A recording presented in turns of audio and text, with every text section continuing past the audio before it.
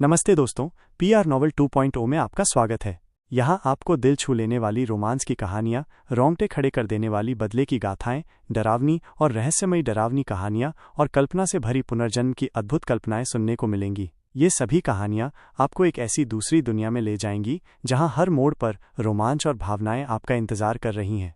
अगर आप हमारी कहानियों के जादू में खो जाना चाहते हैं तो अभी इस चैनल को सब्सक्राइब करें और हमारी काल्पनिक दुनिया का हिस्सा बने। सस्पेंस कहानी। अब तक विवान बाहर भागते हुए ही बोला, निशा, ये रेस नहीं वार है जो मेरे और ऋषभ के बीच चल रही है। वहाँ हाल में बैठे तीनों में से किसी को भी इसका मतलब समझ नहीं आया।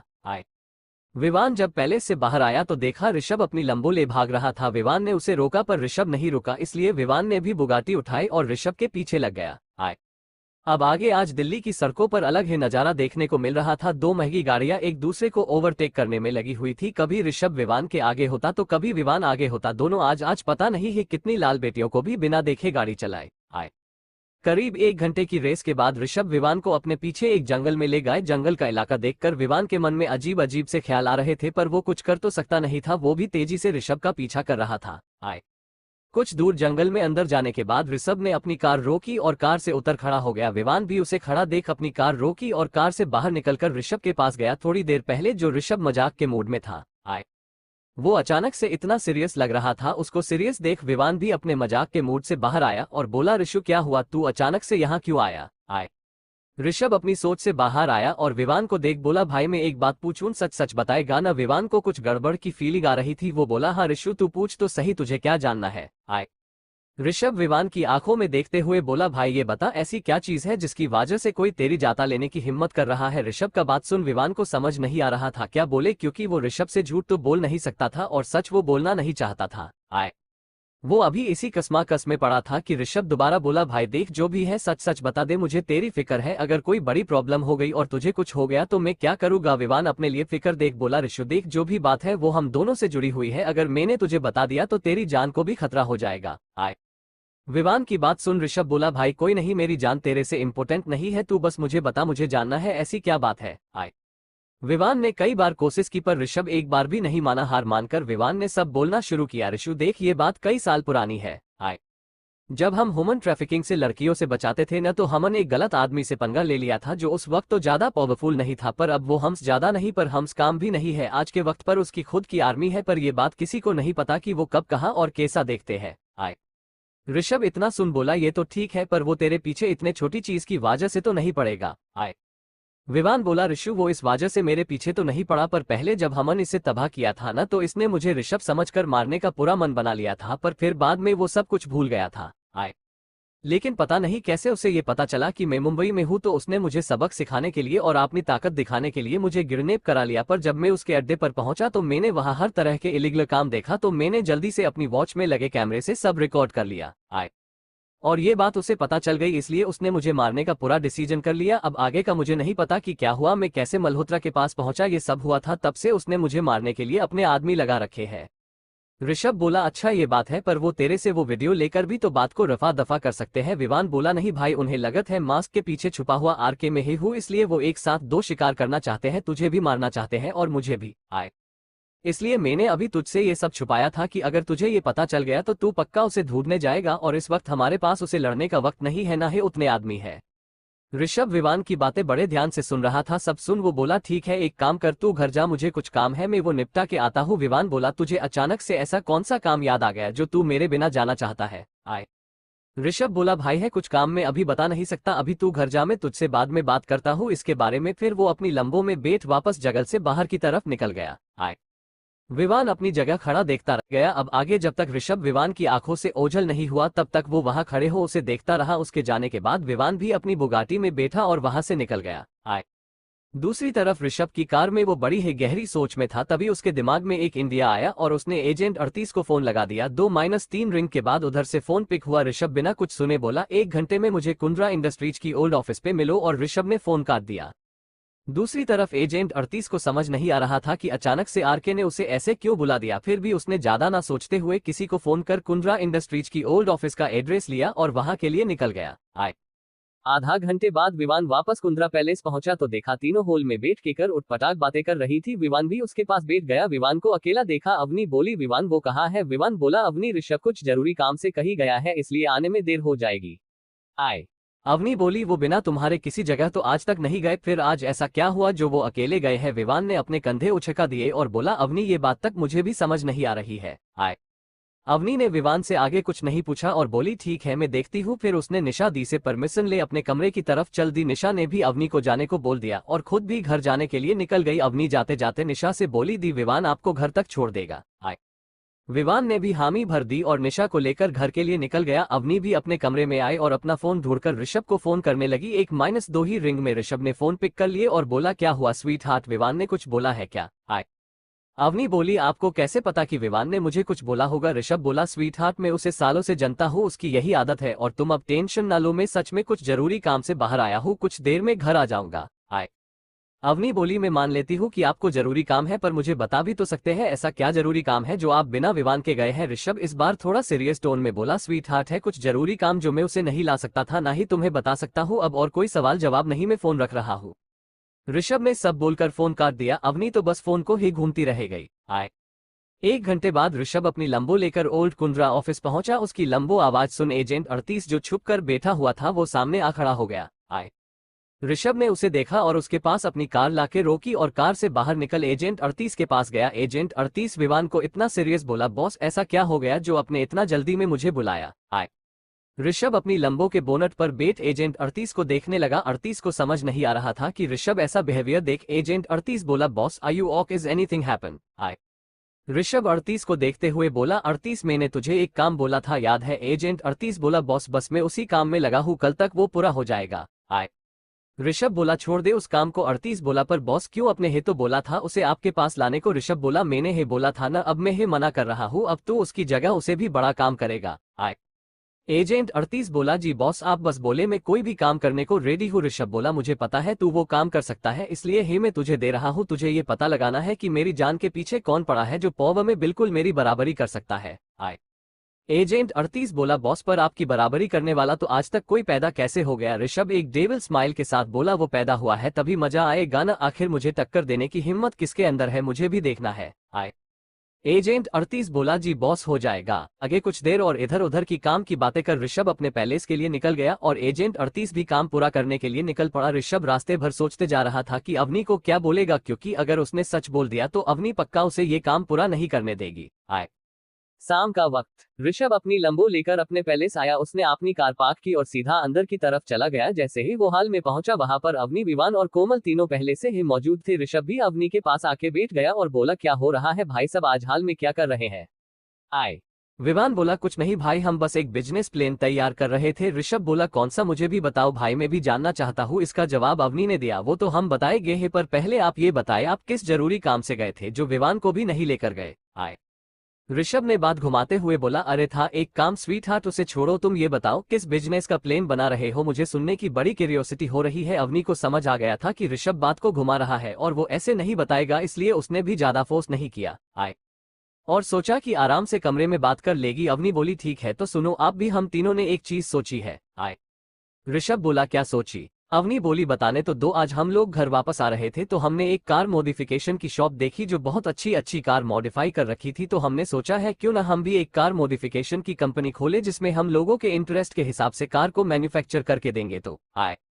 इससे 2 प्रॉब्लम सॉल्व होंगी। पहली तो लोगों को कार खरीदने के बाद मॉडिफिकेशन के लिए पैसा नहीं देना होगा, हम ही उनको उनके हिसाब से कार बनाकर देंगे। और दूसरा ये कि मॉडिफिकेशन वाले जो भी पार्ट्स लगाते हैं आए वो ज्यादातर लोकल होते हैं, जिससे कस्टमर की सेफ्टी से खेलवाड़ होता है। हम जो भी पार्ट्स लगाएंगे सभी हमारी कंपनी में ही मैन्युफैक्चर होके, तो क्वालिटी का कोई इश्यू होने ही नहीं वाला। आए। ऋषभ अवनी की बातें ध्यान से सुन रहा था। अवनी ने सब कुछ बता के ऋषभ को देखने लगी। ऋषभ थोड़ी देर सोचा, फिर बोला, स्वीट हार्ट आइडिया बुरा नहीं है, पर तुम्हें पता है आए अगर हमने लोगों के हिसाब से कार को मैन्युफैक्चर करने लग गए तो हमारी एक कार की कॉस्टिंग डबल हो जाएगी, जिससे सबसे बड़ी प्रॉब्लम ये होगी कि कस्टमर 10 बार सोचेगा कि कार लूं या ना लूं। आए। अवनी बोली, मैंने भी यही सोचा था, पर विवान का कहना है अगर हम स्टार्टिंग से ही अपनी कार की इमेज एक स्टेटस के साथ जोड़ देंगे तो लोग पैसा खर्च करने को रेडी हो जाएंगे, चाहे कितने भी हो। आए। ऋषभ बोला है ये भी किया जा सकता है, पर हम अपनी कार छोटे से लेकर बड़े लोगों तक कैसे पहुंचाएंगे? बड़े लोग तो फिर भी अफोर्ड कर लेंगे, पर छोटे लोग जो कार अपनी जरूरत के लिए खरीदते हैं उनका क्या? आए अवनी बोली, हमारा टारगेट छोटे लोग है ही नहीं, हम सिर्फ और सिर्फ बड़े और अमीर लोगों के बच्चों को टारगेट करेंगे, क्योंकि उन्हीं को मॉडिफाइड कार्स का शौक होता है। और रही बात छोटों की, तो उनके लिए बाकी कंपनियां हैं ना। ऋषभ को आइडिया में दम तो लगा, वो बोला ठीक है तो एक और कंपनी स्टार्ट करते हैं। अब हम लोग ऑटोमोबाइल सेक्टर में भी घुसेंगे, पर ये डिसाइड कर लेना कौन कौन क्या जा देखेगा, क्योंकि मैं तो सिर्फ इन्वेस्टमेंट करने वाला हूँ, बाकी का काम तुम लोगों को ही देखना है। आए अवनी बोली, मैंने सब पहले ही सोच रखा है, आप बस इन्वेस्टमेंट दे दो, बाकी चीजें मुझ पर छोड़ दो, अब मैं भी अपने दम पर एक कंपनी खड़ी कर दिखाऊंगी। आए ऋषभ बोला, ठीक है भाई, जो करना है करो, बस अपना ध्यान रखना कि कुछ प्रॉब्लम ना हो जाए, और अगर कोई प्रॉब्लम हुई भी तो मैं तो हूँ ही पीछे। इतना बोलकर ऋषभ वहां से उठा और अपने कमरे की तरफ चल दिया। आज तीनों को ऋषभ का व्यवहार बहुत अलग लग रहा था, क्योंकि ऋषभ हर मस्त मौला जिंदगी जीता था, इसलिए आज उससे देखकर थोड़ा अलग सा फील हो रहा था। पर तीनों में से किसी की हिम्मत नहीं तजी कि ऋषभ को हुआ क्या है, जाके पूछ ले। अब आगे ऋषभ के जाने के बाद थोड़ी देर तीनों ने बातें की वो भी अपने अपने कमरे में चले गए। अवनी भी उठकर अपने कमरे में आई तो देखा ऋषभ विंडो पर खड़ा हो वाइन पी रहा। यहाँ अवनी भी उसके बगल में जा खड़ी हो गई। ऋषभ को अवजी के आने का एहसास हो गया था, इसलिए वो बोला, स्वीट हार्ट, मैंने उस वक्त इसलिए कुछ भी नहीं बताया क्योंकि मैं विवान के सामने कुछ नहीं बताना चाहता था। अवनी बोली, मैं समझ गई थी, इसलिए मैंने आगे कुछ पूछा भी नहीं था। अब बताओ ऐसा कौन सा जरूरी काम करने गए थे? ऋषभ अवनी की तरफ मुदा और बोला, स्वीट हार्ट, एक आदमी के बारे में पता चला है जो ताकत में बिल्कुल मेरे बराबर है, पर उसके बारे में मुझे कुछ नहीं पता, पर उसे मेरे बड़े में सब पता है, और तो और वो मेरी जान के पीछे पड़ा हुआ है, या कहा जाए विवान को ऋषभ समझकर उसकी जान के पीछे पड़ा हुआ है। अवनी बोली, ऐसा कौन आ गया जो अब से पंगा लेने की ताकत रखता है? ऋषभ बोला, वो तो नहीं पता, बस इतना पता है हमने पहले उसके किसी काम में तंग अड़ाया था, इसी वजह से वो मुझे मरने के पीछे पड़ा है। अवनी ऋषभ की बात बहुत आराम से सुन रही थी। वो बोली, अगर आप जानना चाहते हैं तो मैं उसके बारे में सब कुछ पता लगा सकती हूँ। ऋषभ बोला, कैसे? अवनी स्माइल के साथ बोली, आप भूल क्यों जाते हैं, मैं भी एक हैकर हूँ और ये सब काम मेरे बाएं हाथ का है। ऋषभ बोला, स्वीट हार्ट, मुझे याद है, पर मैं इसमें तुम्हें इन्वॉल्व नहीं कर सकता, क्योंकि उसके पास भी अपना एक हैकिंग ग्रुप है जो तुम्हारे बारे में शायद पता लगा ले तो दिक्कत हो सकती है, इसलिए तुम कुछ नहीं करोगी। अवनी बोली, आप इतना क्यों डर रहे हैं? मैं दुनिया की बेस्ट हैकर में से एक हूँ, मुझे पता है आप जी आइडेंटिटी कैसे छुपाना है, मुझे आज तक कोई क्यों नहीं ढूंढ पाया, तो उनकी क्या मजाल, और अगर ढूंढ भी लिया तो मैं आपके साथ रहती हूँ, किसकी इतनी हिम्मत होगी मुझे टच करने की? ऋषभ बोला, ठीक है स्वीट हार्ट, तुम्हें जो करना है कर लो, पर ध्यान रखना अगर कुछ गड़बड़ लगे तो तुरंत वो छोड़ दोगी। अवनी ने हाँ में सर हिलाया और बोली, जो हुक्म मेरे आका। ऋषभ उसकी नौटंकी देख हंस पड़ा और उसे हक कर लिए। अवनी ने भी उसे हक कर लिया। थोड़ी देर हक कर ऋषभ अवनी से अलग हुआ और बोला, स्वीट हार्ट, अब मुझे घर जाना होगा वरना मम्मी बहुत सुनाएगी। अवनी बोली, यहाँ नहीं रुक सकते आप। ऋषभ उसके गलों पर हाथ रखते हुए बोला, स्वीटहार्ट, जब तक मैं सबको सब कुछ नहीं बता देता तब तक मैं तुम्हारे साथ यहाँ नहीं रह सकता, ये तो तुम भी जानती हो। अवनी ने भी आगे कुछ नहीं बोला और ऋषभ के हाथों पर किस करते हुए बोली, ठीक है आप जाइए, पर कल जल्दी मिलने आ जाना।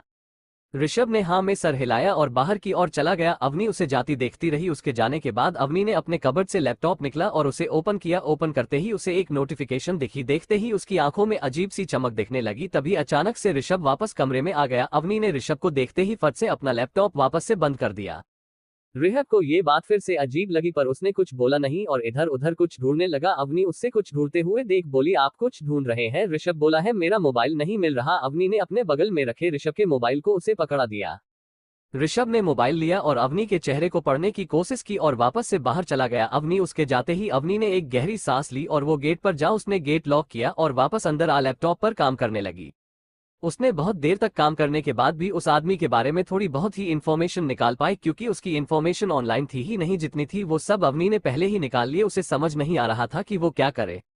बहुत देर सोचने के बाद उसे एक आइडिया आया। वो उसने किसी को फोन किया और अपने लैपटॉप में फिर से कुछ करने लगी। वहीं बाहर ऋषभ और विवान दोनों कार में बैठे थे। विवान कार चला रहा था और ऋषभ को देख रहा था जो बहुत ही गहरी सोच में था। विवान बोला, ऋषु क्या हुआ? तू जब से मैंने उस आदमी के बारे में बताया है तब से तू बहुत काटा काटा लग रहा है। ऋषभ विवान की आवाज सुन होश में आया और बोला, भाई ऐसा कुछ नहीं, ने तो किसी और चीज से परेशान हूँ। विवान बोला, अगर तुझे कोई देना हो तो मुझे बता सकता है, शायद मैं तेरी प्रॉब्लम दूर कर सकूं। ऋषभ बोला, भाई मुझे ऐसा लग रहा है अवनी मुझसे कुछ छुपा रही है, क्योंकि पहले भी मैं जब अचानक से कमरे में या था तब उसने अपने लैपटॉप को बंद कर दिया था, वैसे ही उसने आज भी किया। विवान बोला, ऋषु जरूरी नहीं है कि वो तुझसे कुछ छुपा रही है तो गलत ही होगा, क्या पता छुपाने का कोई और रीजन हो, कुछ और भी तो रीजन हो सकता है जो तू सोच रहा है, जरूरी नहीं है वही रीजन हो। ऋषभ बोला, पर भाई मैं उससे सब कुछ शेयर करता हूँ तो उसे भी सब कुछ करना चाहिए ना। विवान बोला हाँ करना तो चाहिए पर होगा कोई रीजन जिसकी वजह से वो नहीं कर पा रही होंगी तो तू आप उस पर शक मत कर। ऋषभ बोला भाई मैं शक नहीं कर रहा पर दिमाग में आप ही वो बात आ रही है कि अवनी मुझसे कुछ छुपा रही है। विवान हार मन बोला अच्छा ठीक है एक काम करते हैं मैं कोमल से पूछूंगा क्या पता उसे पता हो को अवनी ऐसा क्यों कर रही है। तू अब टेंशन मत ले और हाँ अवनी पे से अपना ट्रस्ट मत खो वरना बाद में दिक्कत होगी। ऋषभ ने हाँ में सर हिलाया और बाहर की तरफ देखने लगा। थोड़ी ही देर में दोनों ऋषभ के घर पहुंच गए। अंदर पहले से ही गीता जी निशा और महेश जी सब बैठकर ऋषभ का ही इंतजार कर रहे थे। ऋषभ अंदर जाके सीधा अपने डैड के पैर छू उनके बगल में बैठ गया। विवान ने भी महेश जी के पैर छुए और आज्ञा ले बाहर जाने लगा तो महेश जी उससे रोकते हुए बोले विवान डिनर हमारे साथ करके जाओ ना। विवान ने मना तो किया पर महेश जी के आगे उसकी कहाँ चलने वाली थी। विवान भी ऋषभ के बगल में एके बैठ गया। महेश जी ऋषभ को देख बोले बेटा ये बता तू इतनी जल्दी कैसे आ गया, तू तो एक हफ्ते बाद आने वाला था ना। ऋषभ अपनी माँ को देखते हुए बोला डैड पड़ गया था कोई जरूरी काम इस वजह से अभी आना पड़ गया। आप ये सब छोड़ो ये बताओ आप सब मेरा क्यों वेट कर रहे थे। महेश जी बोले अरे आज वालिया जी का फोन आया था, उसका कहना है कि अगले महीने की 15 को शादी का बहुत ही अच्छा मुहूर्त है, वो उसी दिन शादी करना चाहते हैं। मैंने तो उन्हें सबसे बात करके बताने को बोला है तो तुम सब बताओ 15 ठीक रहेगी। ऋषभ बोला डैड आपको डेट रखनी है रख दो सब ठीक ही रहेगा और वैसे भी ये पनौती जितनी जल्दी घर से जाएगी उतनी जल्दी सबको सुकून मिलेगा। ऋषभ की बात सुन निशा चीर गई और बोली कुत्ते और कितना चाहिए तुझे, इतना सब कुछ तो है तेरे पास, अब मुझे इस घर से जल्दी से भगा के इसे भी लूटना चाहता है। ऋषभ निशा को चिढ़ता देख और चिढ़ाने वाले लहजे में बोला अरे दी आप आज जाओ या कल जाना तो आपको है ही, क्योंकि ये घर आपका नहीं है तो ज्यादा दिन रुकने से बढ़िया 15 को निकलते बनो तो सबकी जिंदगी में शांति रहेगी। निशा ऋषभ की बात सुन और चीड़ गई और बोली छोटे तू भूल रहा है अगर तूने ज्यादा बकवास की न तो मेरी तेरी बीवी के बारे में बता दूंगी। इतना बोल के निशा ने अपने मुंह पे हाथ रख दिया और सोचने लगी अबे उसने गुस्से में क्या बक दिया।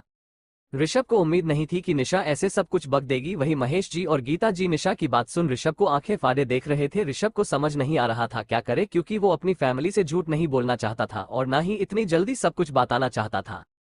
महेश जी ऋषभ को देख थोड़ा सख्त लहजे में बोले ऋषभ ये निशा क्या बोल रही है। निशा अपनी बात को संभलते हुए बोली डैड वो मेरे मुंह से गलती से निकल गया था, ऐसा कुछ नहीं है, मैं तो बस उसे परेशान कर रही थी, आप जो सोच रहे हैं ऐसा बिल्कुल नहीं है।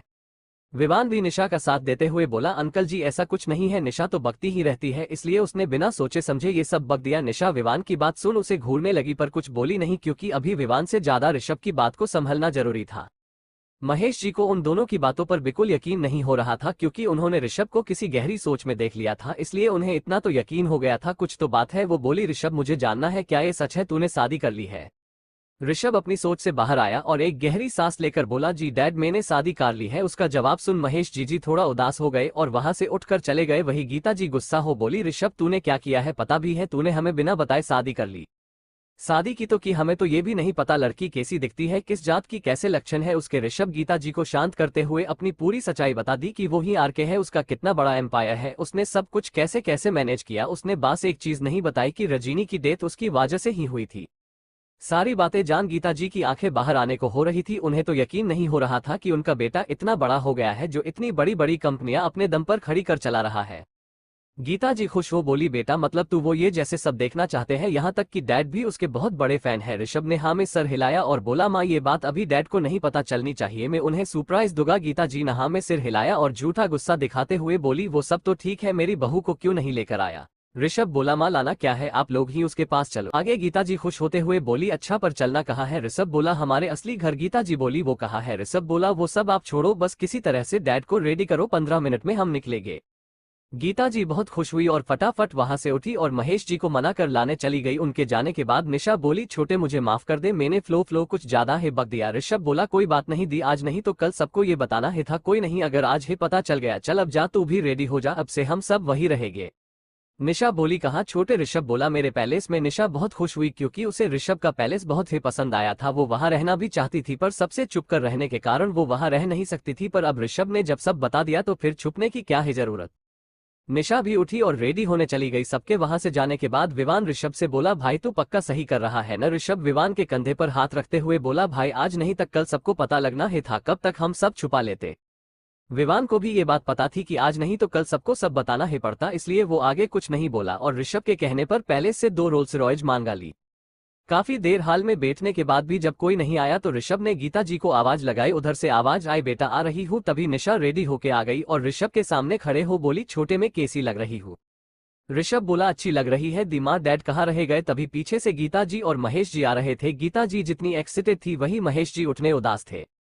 ऋषभ ने ज्यादा कुछ नहीं बोला और उनको लेकर सीधा बाहर चल दिया। घर के बाहर इतनी महंगी गाड़ियां देख महेश जी बोले विवान बेटा इसकी क्या जरूरत थी, तुमने अपने बॉस की गाड़ियां हमारे लिए मांगा दी। एक्चुअली विवान ने ऋषभ की पर्सनल आरआर मंगाई थी जो कि गोल्ड की थी और बुलेट प्रूफ भी। विवान कुछ बोलने ही वाला था कि ऋषभ ने उसे रोक दिया और सीधा गाड़ी में जाके बैठ गया। उसके साथ निशा बैठी और विवान, गीता जी, महेश जी दूसरी कार में बैठ गए। बैठने के बाद महेश जी विवान से बोले बेटा तुमने अपने बॉस की गाड़ियां मंगाई है, कहीं उससे गुस्सा आ गया? तो इसका जवाब विवान देने ही जा रहा था कि गीता जी बोली नहीं कुछ बोलेगा वो, आप बिन बात की टेंशन लेना छोड़ो समझे। महेश जी गीता जी को घूरते हुए बोली तुम्हें कुछ नहीं पता ये बड़े लोग कैसे होते हैं, तो तुम चुप ही रहो। गीता जी महेश जी की डांट सुन चुप हो गई। विवान बोला अंकल जी मेरे बॉस को कोई डेट नहीं होंगी, आप वो सब छोड़ दीजिए, आप बस सफर का आनंद लीजिए। महेश जी ने आगे कुछ नहीं बोला और चुपचाप बाहर देखने लगे। बाहर का नजारा ही अलग था, चारों तरफ सिर्फ आरके की गाड़ियां थी, ऊपर से रोड पर बिल्कुल भी ट्रैफिक नहीं। महेश जी को ऐसा फील हो रहा था वही आरके है और पूरी दुनिया उनके नीचे है, उन्हें एकदम राजा जैसा फील हो रहा था। करीब आधे घंटे के ट्रैवल के बाद सारी गाड़ियां ऋषभ के पैलेस पहुंचा। गार्ड ने जल्दी से गेट खोला, सारी गाड़ियां अंदर चली गई। सब गाड़ियां एक तरफ चली गई, वही ऋषभ और विवान की गाड़ी मैन डोर की तरफ चल दिया। महेश जी के साथ साथ गीता जी इतने बड़ी महल जैसे पैलेस को देखकर दंग थे। उनकी आंखें तो उस महल से हट ही नहीं रही थी, पूरा संगमरमर से बना हुआ महल। ऋषभ अपनी गाड़ी गेट पे ना खड़ा कर सीधा आगे लेकर चला गया, पर विवान अपनी गाड़ी गेट पर ही रोक दिया। गाड़ी रुकते ही विवान कार से उतरा और महेश जी की तरफ का गेट खोला और एक गार्ड ने गीता जी की तरफ का गेट खोला। दोनों लोग बाहर आए और बाहर का नजारा देखकर दोनों सरप्राइज रह गए क्योंकि गेट पर अवनी और कोमल खड़ी थी। महेश जी बोले बेटा ये हमें कहाँ ले आए हो, हमें तो हमारी बहू से मिलना था। वही हाल कुछ गीत जी का भी था, उन्हें समझ नहीं आ रहा था कि अवनी उनकी बहू है या कोमल। विवान बोला अंकल पहले आप आइए तो सही। महेश जी और गीता जी अंदर की तरफ जाने लगे। महेश जी रिहब और निशा को ना देख बोले वो दोनों कहाँ है? विवान बोला आप चलिए, वो दोनों आते ही होंगे।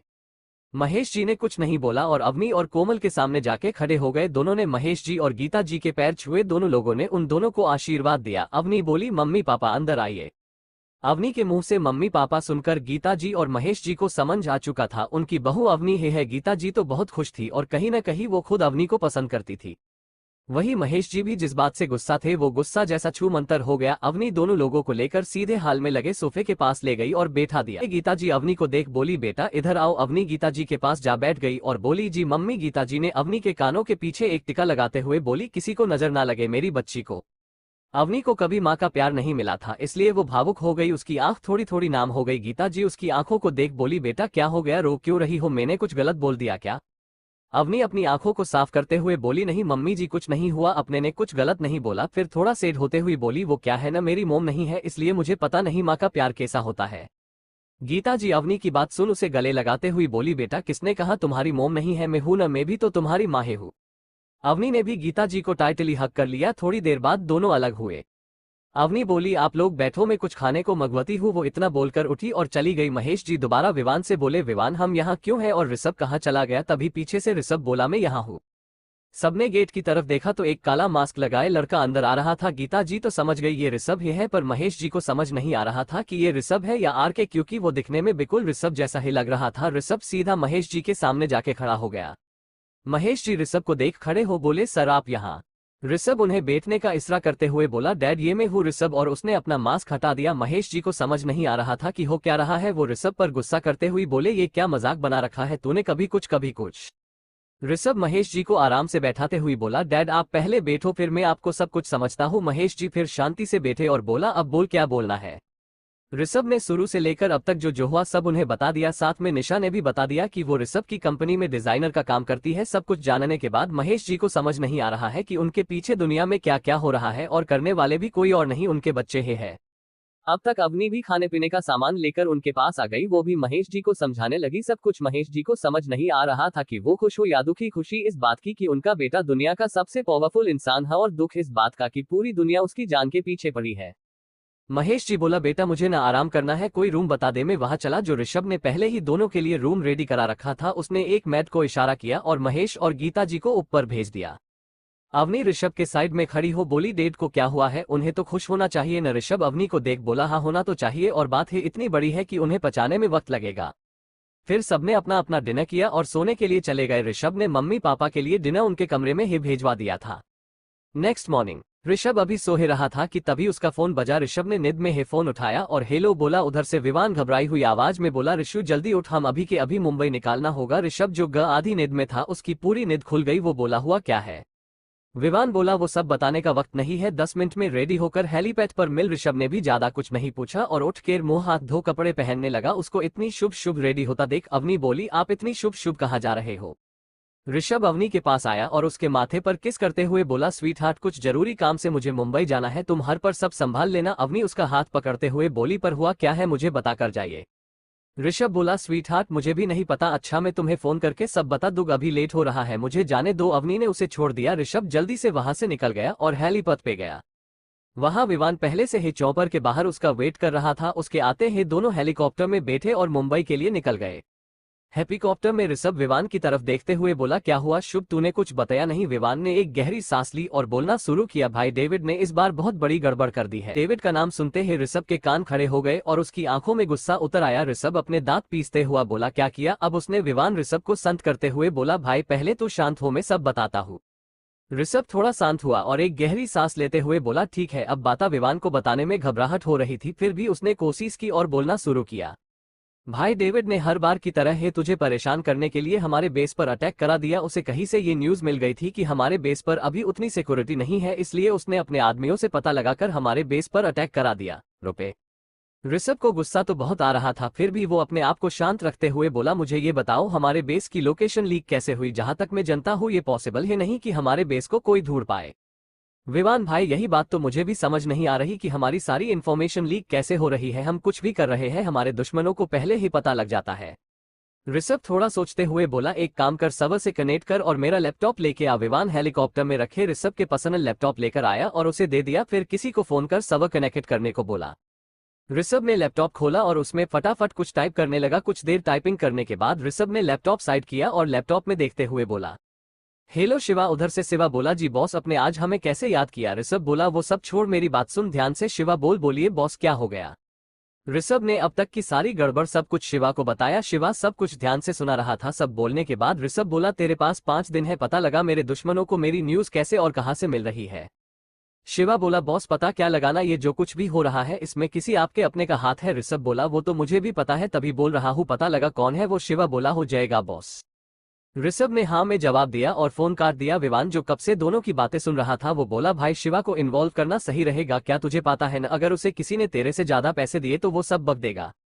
ऋषभ बोला, मैं जनता हूँ, वो सब बक देगा और मैंने जानबूझकर शिवा को इस काम के लिए चुना है। विवान को कुछ समझ नहीं आ रहा था ऋषभ करना क्या चाहता था। वो बोला, भाई मुझे कुछ समझ नहीं आ रहा, प्लीज थोड़ा सही से बताएगा। ऋषभ एक डेविल स्माइल के साथ बोला, भाई तू ये सब की टेंशन छोड़, तुझे बाद में सब खुद ब खुद समझ गया।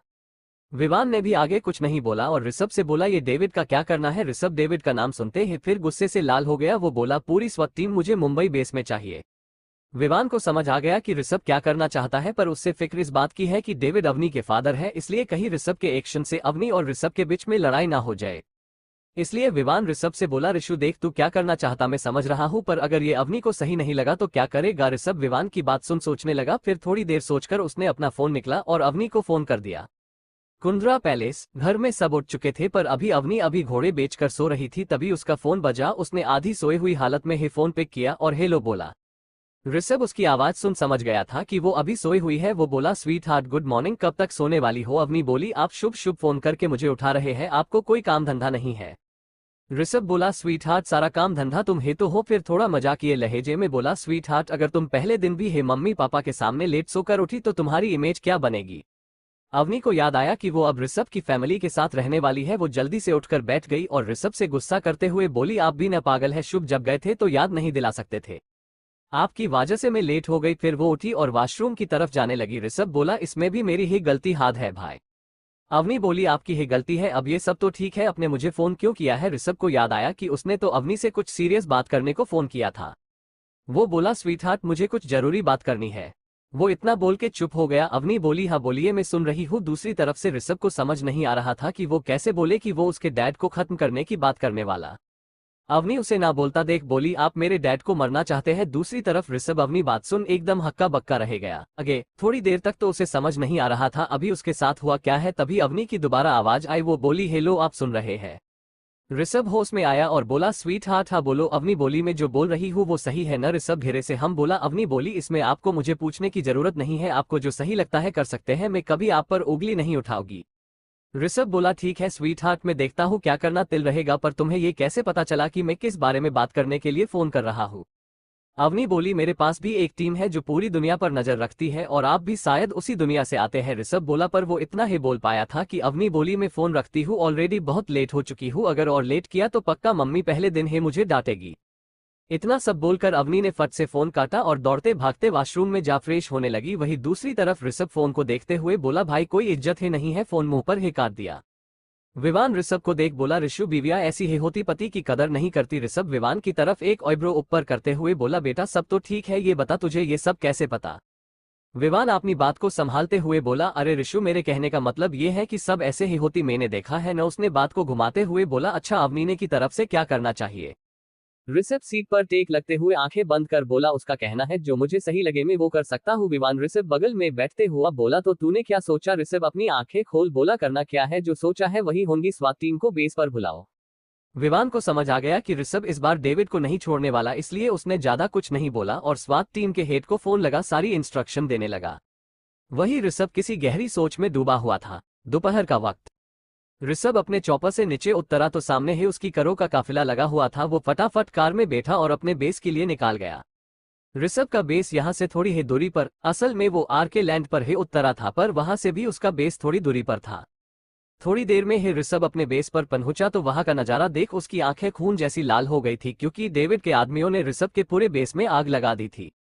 ऋषभ को आग लगने का इतना गुस्सा नहीं था, उससे गुस्सा तो इसलिए बात का था कि उसके बहुत सारे आदमी आग की चपेट में आ गए थे, कुछ तो जलकर मार भी गए थे, बाकी सारे घायल हैं। ऋषभ को गुस्से में देख विवान उसके कंधे पर हाथ रखते हुए बोला ऋषु अब ज्यादा हो गया है, बहुत नुकसान करा लिया हमने, हमारे बहुत आदमी मारे जा चुके हैं। विवान की बात सुन ऋषभ जो अभी बस गुस्से में था वो गुस्से के वजह से एकदम लाल हो गया था। वो विवान की तरफ देख बोला where is my team. Vivaan बोला वो लोग बेसमेंट में है। ऋषभ ने कुछ नहीं बोला और सीधा बेसमेंट की तरफ चल दिया। उसके पीछे विवान के पीछे रोनित और उसके पीछे ऋषभ के सारे खास बॉडीगार्ड ऋषभ के पीछे चल दिए। ऋषभ का ऑरा इस वक्त बहुत ही खतरनाक लग रहा था, क्योंकि जहां से भी ऋषभ गुजर रहा था वहां के मौसम में अलग ही ठंड का एहसास होने लग रहा था। ऋषभ सीधा बेसमेंट में पहुंचा जहां पहले से ही स्कॉट टीम के सीनियर्स ऋषभ का वेट कर रहे थे। ऋषभ के कमरे में इंटर होते ही वहां की हवा में अलग सा ही खतरापन महसूस हो रहा था। जैसे ही सभी सीनियर ने ऋषभ को देखा सबके सब खड़े हो गए और ऋषभ को सल्यूट मारा। ऋषभ इस वक्त मास्क में था, इस वजह से वो लोग ऋषभ के एक्सप्रेशन तो नहीं देख पा रहे थे, पर अचानक हुई मीटिंग और ऋषभ के ओरे से समझ गए थे कि ऋषभ बहुत ही गुस्से में। ऋषभ सबको बैठने का इशारा कर अपने उनके सामने वाले सोफे पर किसी राजा की तरह बैठ गया। सभी सीनियर भी बैठ गए। ऋषभ ने एक बार अपनी नीली आंखों से सबको घूरा, फिर बोला बाहर का नजारा तो सबने देख ही लिया होगा। सभी सीनियर ने हाँ में सर हिलाया। ऋषभ बोला तो मुझे बताइए कि जिसने ये किया है उसके साथ क्या करना चाहिए। सभी सीनियर ने एक गुस्से और जोश के साथ बोला सर जान से मार देना चाहिए। ऋषभ उसकी बात सुन एक डेविल स्माइल दी और बोला तो हमें वैसा ही करना चाहिए। सारे सीनियर बोले जी सर हम वैसा ही करेंगे। ऋषभ बोला हम तो आप लोग पूरी टीम को रेडी कर रिया, हम 1 घंटे में निकलेंगे। इतना बोल के ऋषभ वहां से उठा और बाहर जाने लगा। सभी सीनियर ने खड़े हो गए और ऋषभ को सैल्यूट मारा। आगे 1 घंटे बाद ऋषभ अपने केबिन में बैठा काम कर रहा था, तभी विवान ने गेट नॉक किया। नॉक की आवाज सुन ऋषभ ने गेट की तरफ देखा तो विवान खड़ा था। ऋषभ बोला कमिंग। विवान अंदर आया और ऋषभ को देख बोला ऋषु टीम रेडी है। ऋषभ के हाथ तुरंत रुक गए, उसने अपना लैपटॉप बंद किया और बोला चलो। फिर वो गेट की तरफ बढ़ गया। विवान भी उसके पीछे पीछे जाने लगा। ऋषभ सीधा अपने बेस के ग्राउंड पर गया जहां ऑलरेडी आरके की यूनिफॉर्म पहने पूरी की पूरी स्वत टीम मौजूद थी। ऋषभ को देखते ही सबने उसे सैल्यूट मारा। ऋषभ ने सब देख बोला अरे यू रेडी बॉयस। सबने एक साथ चिल्लाया yes sir we are ready. Rishabh सबकी जोश से भारी आवाज सुन एक डेविल स्माइल के साथ बोला David today you are finished. फिर ऋषभ अपने चौपर में बैठ गया। उसके बैठते ही सभी स्वात टीम के आदमी अपने अपना चौपर में बैठ गए। विवान भी ऋषभ के साथ आ बैठ गया। सबके बैठते ही पायलट ने चॉपर डेविड के ठिकाने की तरफ मोड़ दिया। चॉपर में विवान ऋषभ से बोला ऋषु अगर डेविड को हमरे आने का पता चल गया तो वो पक्का कहीं छुप जाएगा। ऋषभ विवान को देख बोला पता चलेगा तब तो। विवान बोला भाई डेविड के आदमी 24 घंटे हमारे पे नजर लगाकर बैठे हैं। ऋषभ सोफे पर टांग पर टांग रख बोला आदमी कितने भी लगे हो पर मेरे पल पल भी खबर तो खुद मुझे भी नहीं होती तो उन्हें कहां से मिलेगी। फिर विवान को देख बोला सुन इंडिया के सारे न्यूज वालों को ये इन्फॉर्मेशन पहुंचा दे कि आरके दुनिया के सामने आने वाला है। विवान बोला ऋषु पर इससे क्या फायदा होगा। ऋषभ बोला भाई जब डेविड को ये न्यूज मिलेगी तो वो पक्का कुछ नहीं करेगा, वो चुपचाप से अपने ठिकाने में बैठा रहेगा, इसी का हम फायदा उठाकर उस पर हमला करने वाले हैं। विवान को ऋषभ का सारा प्लान समझ आ गया। वो बोला ठीक है भाई, मैं अभी सभी न्यूज वालों को ये इन्फॉर्मेशन पहुंचा देता। फिर उसने चॉपर में रखे सैटेलाइट फोन को निकाला और किसी को फोन कर सब समझाने लगा। ऋषभ भी रिलैक्स हो सोफे पर बैठ गया और अपनी आंखें बंद कर कुछ सोचने लगा। विवान ने उससे डिस्टर्ब करना सही नहीं समझा। वो भी दूसरे सोफे पर बैठकर कोमल से चैट्स पर बात करने लगा। बैठे बैठे ऋषभ को पता ही नहीं चला कि उसे कब नींद आ गई। उसकी नींद जब टूटी जब विवान ने उससे कई बार बुलाया। ऋषभ उठते ही बोला पहुंच गए क्या? विवान नामे सर हिलाते हुए बोला भाई नहीं, अभी तो हम आधे रास्ते ही आए हैं। ऋषभ बोला अच्छा। फिर वो वापस से सोने लगा तो विवान उसे उठाते हुए बोला ऋषु सो मत, उठ, पहले कुछ नाश्ता कर ले, तूने शुभ से कुछ खाया नहीं।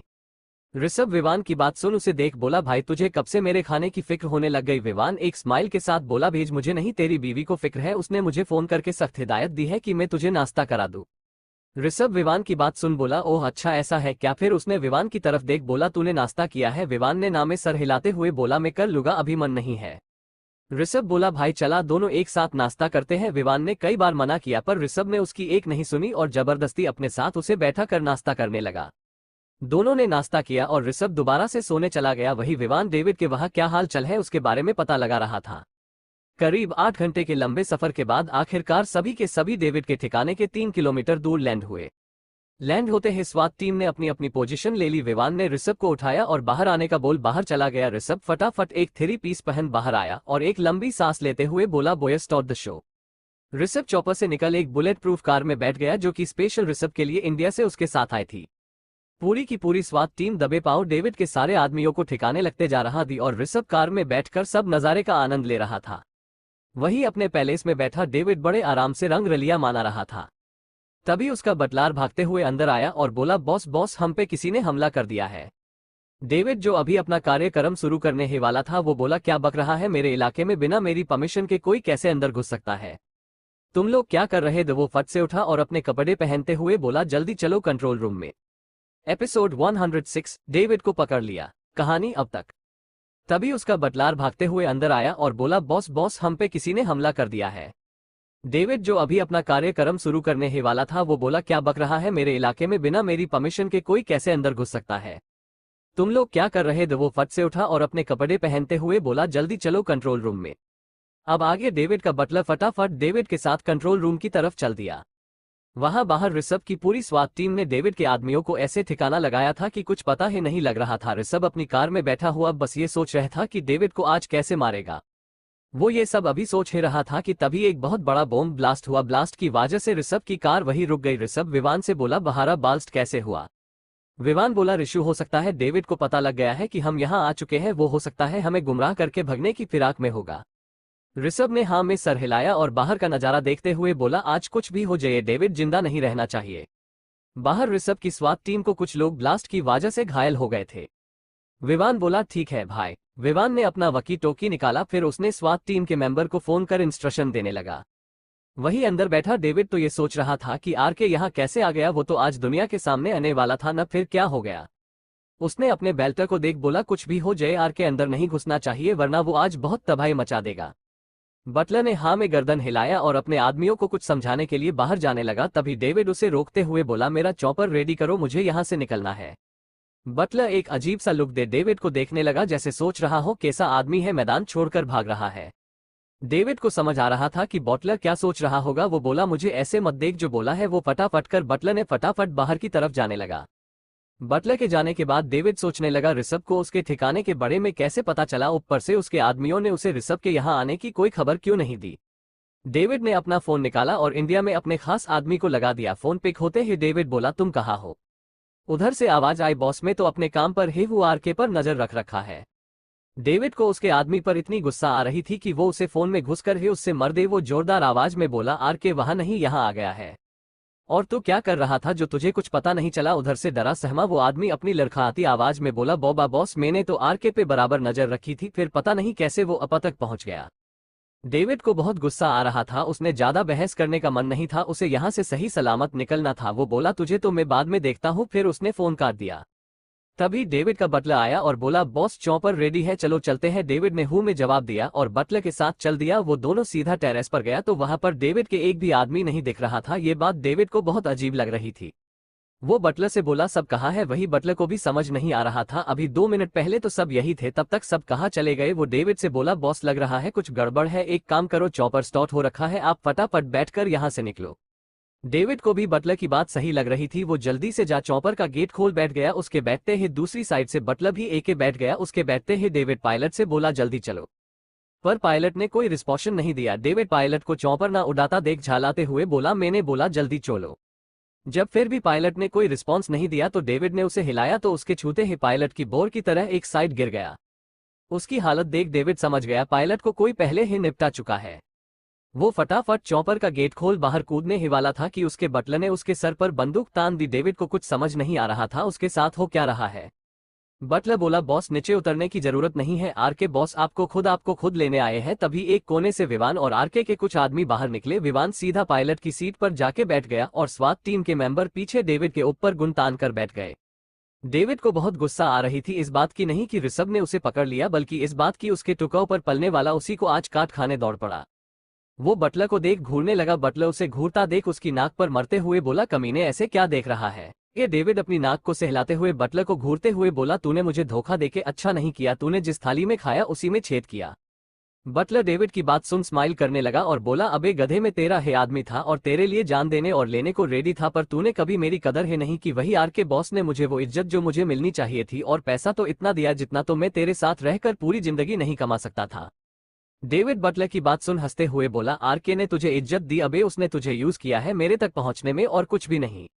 बटलर डेविड की बातों में आने लगा। उसे पार्टी चेंज करता देख स्वात टीम के मेंबर बोला हमारे बॉस ने कभी किसी को यूज नहीं किया, बल्कि सबको वो रेस्पेक्ट दी जो उन्हें कहीं और नहीं मिलती।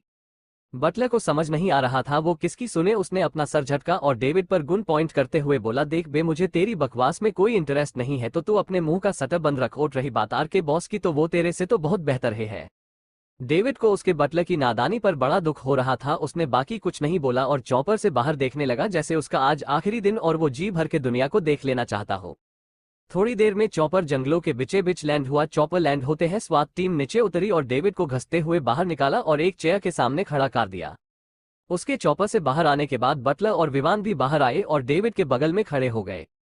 डेविड ऋषभ को इधर उधर देखने लगा, जब उसे वो कहीं नहीं दिखा और ऋषभ का मजाक उड़ाते हुए विवान से बोला अरे तेरा बॉस तो कितना डरपोक निकला, मेरे आने से पहले ही भाग गया।